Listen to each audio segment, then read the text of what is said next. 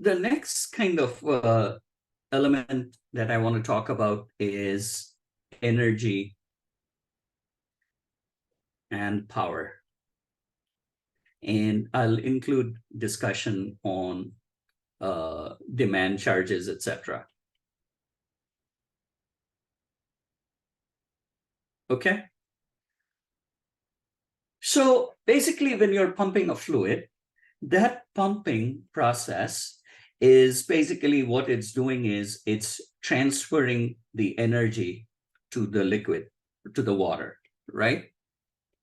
And basically, this energy is being used to raise the water and overcome the friction forces.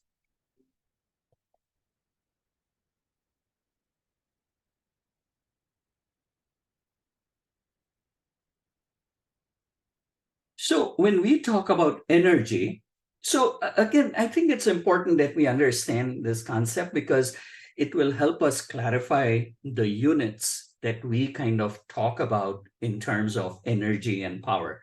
So when we are talking about energy, energy is kind of defined, is not kind of, but energy is basically defined as the force times distance. And the unit of energy is basically in foot-pound. Foot is the distance, pound is the force, right?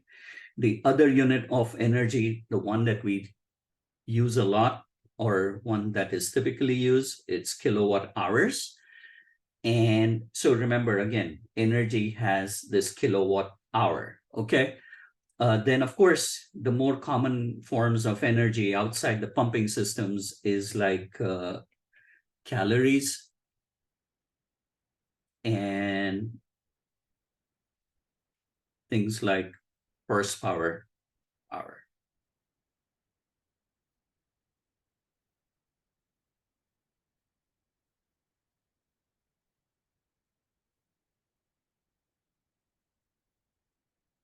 Oops, we have to be consistent.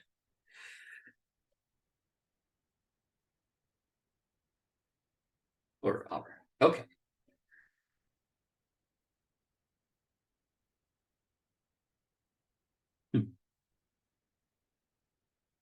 Okay, so energy is force times distance. Now, power is energy per time. So just from these units that we talked about, basically the unit of power is going to be foot-pound per hour. You can use any unit of time, or it will be kilowatts, or it can be in horsepower. Okay, so what had happened originally was that James Watt had kind of done some studies in, I'm not 100% sure if this is a myth or not, but basically he determined that one horse, a typical horse, can pull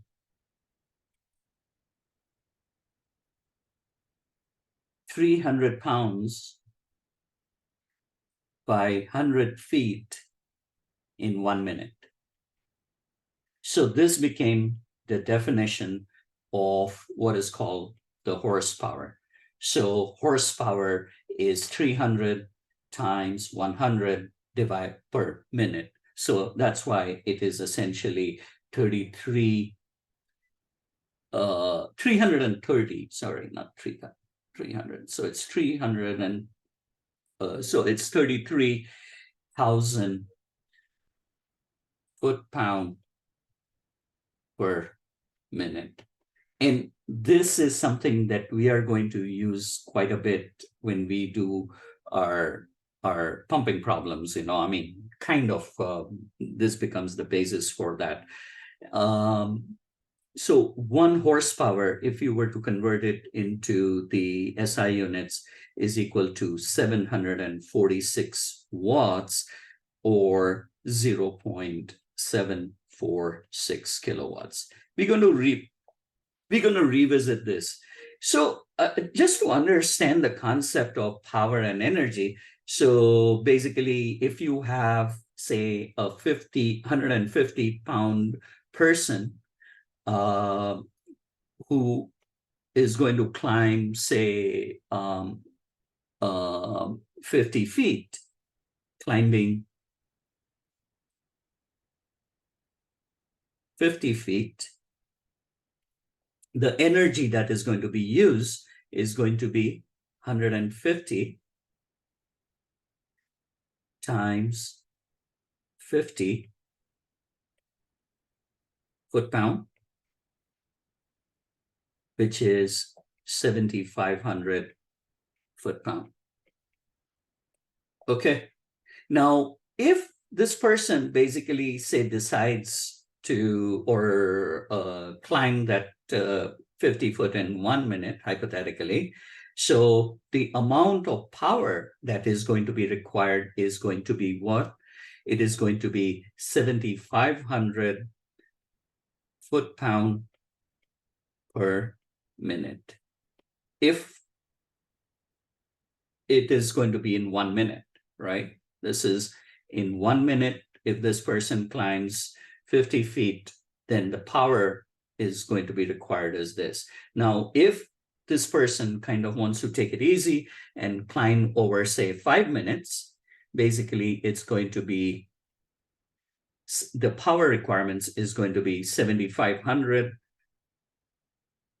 foot-pound per 5 minutes. So this is more like 1,500 horsepower. I mean, 1,500 foot-pound. Make sense?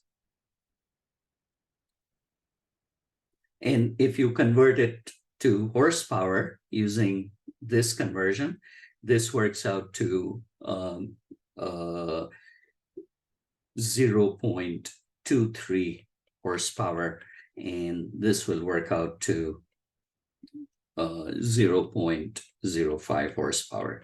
And basically, you're using that conversion of 1 horsepower is equal to 33,000 foot-pound per minute. Make sense?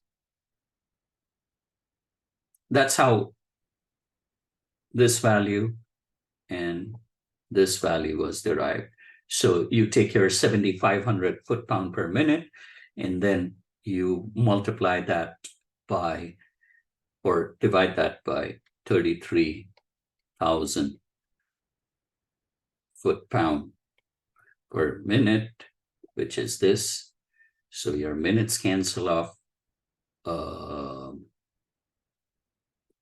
And so this is basically the horsepower, right? Okay.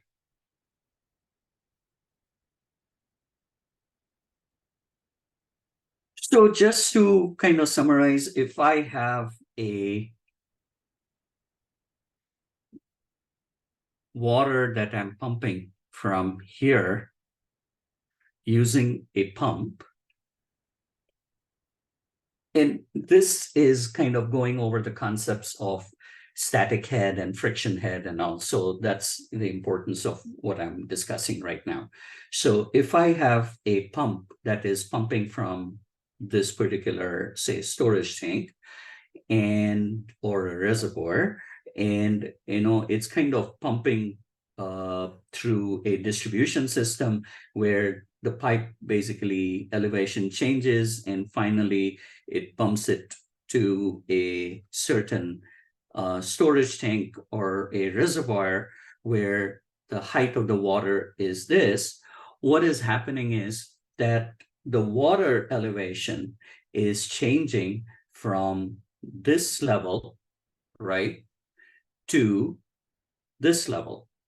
So that is what is called the static head. So this height, which is the same as the level of water, so it's basically the height, the change in height of the water. So this is the static head. Does that make sense? And then above this, in addition to the static head, because the water is flowing through these various bends, etc., there is going to be a certain friction head on top of that to overcome the friction as the water is moving through through these pipes. So this is your friction head. And this, the total of this is what is called the total dynamic head. So this is the amount of energy that is going to be required, which is the sum of the friction head and the static head that is going to be required in order to pump the water from this particular reservoir to this particular tank. The final concept that the final theory part before we jump into problems is demand charges. So there is, I don't know if in your state exams they have something related to demand charges, but I have seen things come up in the exams related to at least some sort of a question in the math problem, or even in the theoretical part related to demand charges. So when when the bill comes, or the electricity provider, basically when we get the electric charges, so the charge can be essentially divided into two. One is the consumption charge, which is how much of energy you're consuming. And then the other part is the demand charge.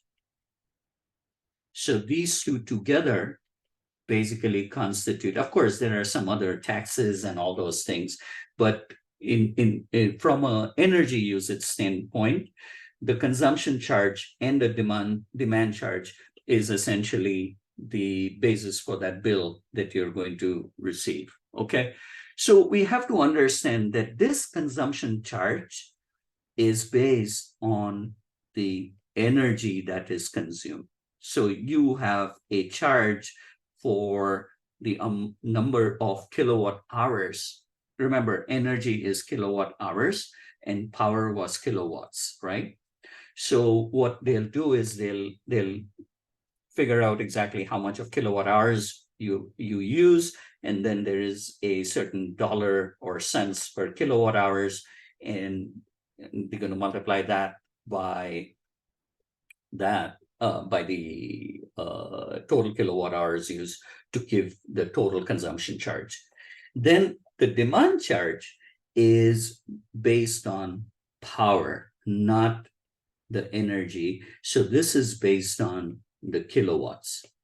So what the reason why they charge, or there is a demand charge, is because they have to set up the system in terms of the power supply system, the equipment that is required, or the wires and the transformers and all that stuff that is going to be required for them to be put on place to meet the energy demands of the consumers. So basically, it is a function of how much of power that is being, or maximum amount of power that is being consumed over a certain period of time. So what they do is they typically have a time interval of, say, 15 minutes. And of course, this is going to be two separate charges. Like you understand there is peak period, and then you have a non-peak period. So what they will do is over that month that you're going to be charged, they will monitor over 15-minute interval what is your maximum power usage during the peak time, and then also during the non-peak time. And then that maximum over that entire month. So suppose hypothetically, if just one time you happen to bring up all your pumps into service at one point, or something big in terms of from a power consumption perspective came on all at the same time, then your power demand basically is going to jump up, and therefore your demand charge is going to be high. So there is a pretty significant charge associated with the demand charge. And therefore, when we are operating the facility, we want to make sure that, especially during peak periods, the demands, like when you bring up the pumps or I'm talking about things that are consuming significant amount of power, things are staggered so that, we don't incur these higher demand charge, because that is going to affect that month's electricity bill pretty substantially. Does that make sense? So again, the demand charge is over a certain period. It's typically 15 minutes. It could be 30 minutes, depending on the provider. And again, it's function of power, but not energy. The consumption charge that you get as part of the bill is energy, which is in kilowatt hours. The demand charge is in kilowatts.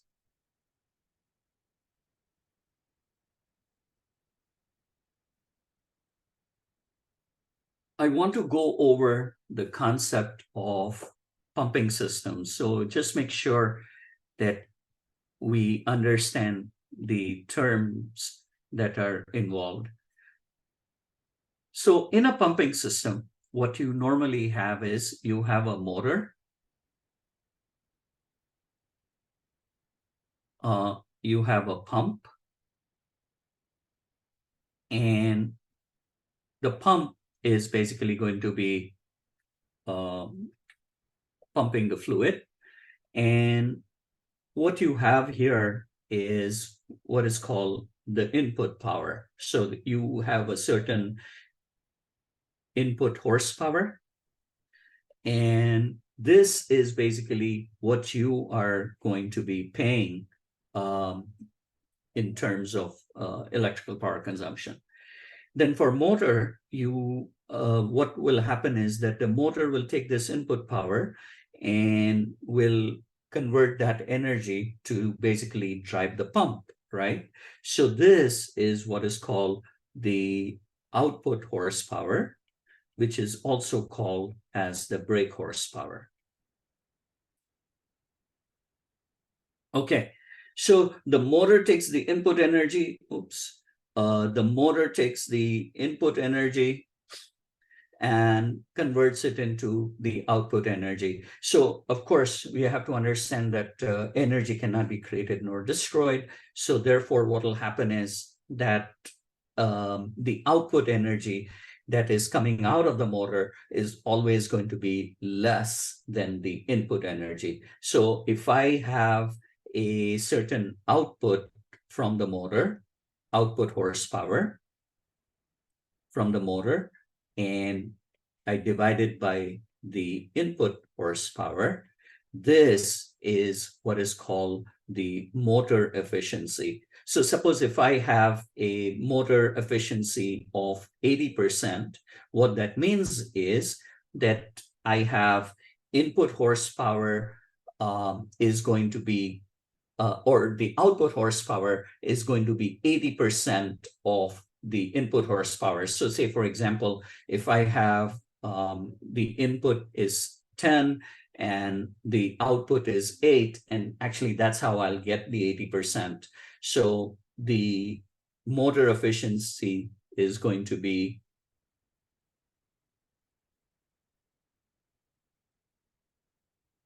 8 divided by 10, because you want to calculate the percentage. So this is how you get 80% motor efficiency. So it's essentially a ratio of the output horsepower by the input horsepower, right? And the reason why motor uh, has a certain efficiency is because there are energy losses, right? So you have motor windings, etc. So that's where the energy is lost, and therefore your output horsepower is going to be less than that of the input horsepower. So that output horsepower gets inputted into the pump, and then the pump produces the energy for moving the water, and this is what is called the water horsepower. Okay, so because also the pump also involves mechanical components, your pump will have energy losses inherent to the mechanical elements or the moving of the parts.